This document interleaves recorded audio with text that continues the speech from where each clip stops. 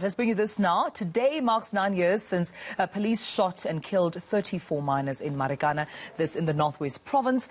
They were on strike, demanding salary increases. The official commemoration is being held in Johannesburg this morning. eNCA reporter, a senior reporter at that, Aviwe Mtila, is there and joins us live now. Aviwe, a very warm good morning to you. Today marks 9 years since those events took place in Marikana. What can be expected this morning?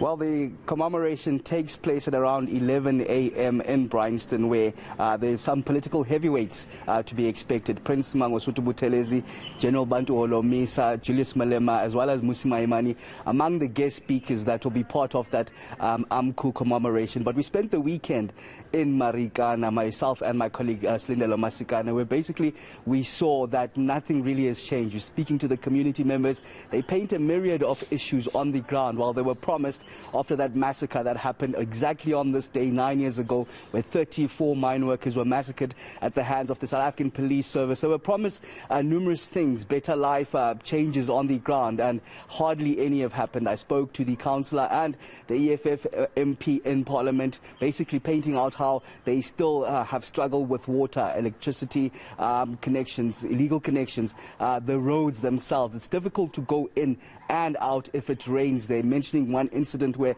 a gentleman who was electrocuted had to be taken by the community themselves to go meet an ambulance halfway because the ambulance itself couldn't make its way there. It's part of an insert that I put together, Tumelo, just on what we saw over the weekend. Let's just take a look at that. The infamous Marikana Kopi.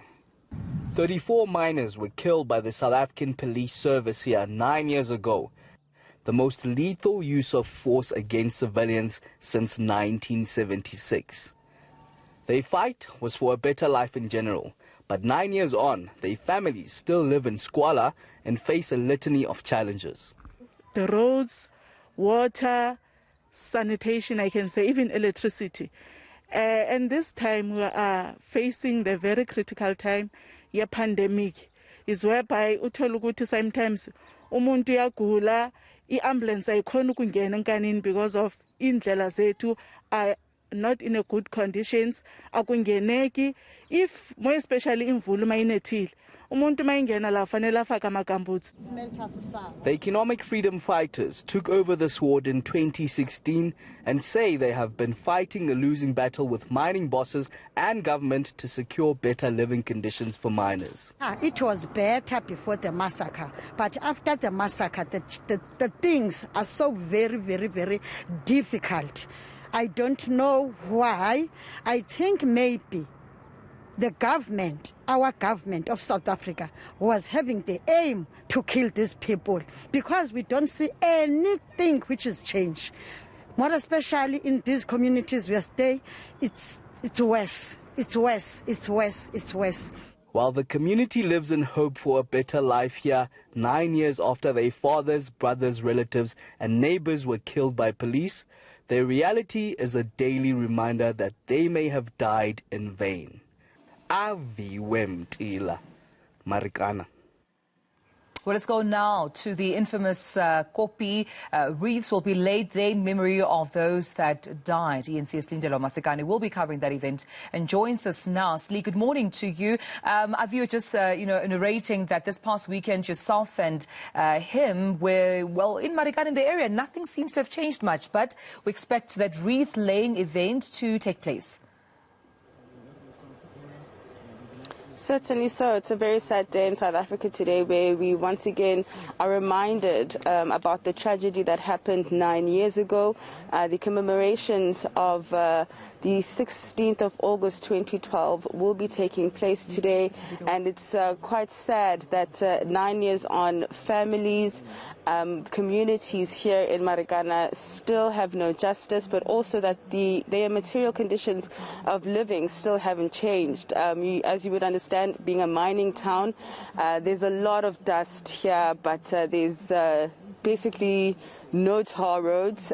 People are living in shacks with their families.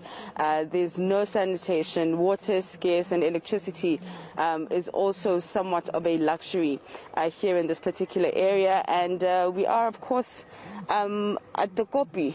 This is the very infamous Kopi where tragic scenes unfolded, where people were killed with R5 rifles, from what we understand, that it was not just your ordinary policing structure, public order policing officials that were here, but we had special forces that were brought to this area, 34 mine workers shot and killed.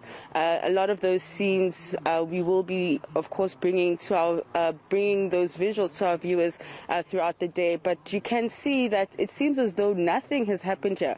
When you look at the Skopi, there's absolutely nothing that shows you that something horrible happened here, that people can actually, if you weren't here during that time and you don't know this particular Kopi, then you would just pass it as if it's just another Kopi in the area. But it's of great significance, especially to those families who come here to remember their loved ones. And of course, we spoke to some of those who survived the massacre, as well as the families that have been left behind.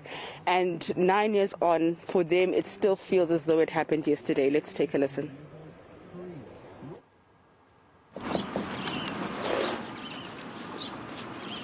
This is the home of a family still coming to terms with the loss of their son. There are 33 more families just like it. Nkosiyabo Kalabile was only 30 years old and a newlywed when he was shot and killed on the 16th of August 2012. Ngelalanga kwenzeka lento inhliziyo yami yayibuhlungu kakhulu ukusweleka kwalomntana. Emveni koko yanditshintsha impilo yami. Andabi ngulowa bendivele ndimzele. Ngoku andisenampilo kakuhle. Ngoku thetha ukuthi itshintshekile impilo yami. Kanjani awungitshela ukuthi impilo ishintshe kanjani? Izifo ndine high ndineswekile. Nkosiyabo was the breadwinner in his family. Bendisaqala ubona umntwana ngaye ezawundinceda yonke into ndijongise kuye, yonke into yakwami ijonge kuye, ngoba nguye umuntu okhoyo oyindoda omdala ebengesana tata wakhe. Ke ngoku mna ndixhomekeke kuye, yonke impilo yami ikuye, noba ndifuna ntoni ndisondliwa nguye, ndingenanto mna. Uthixo ke ngoku wamthatha ke ngoku.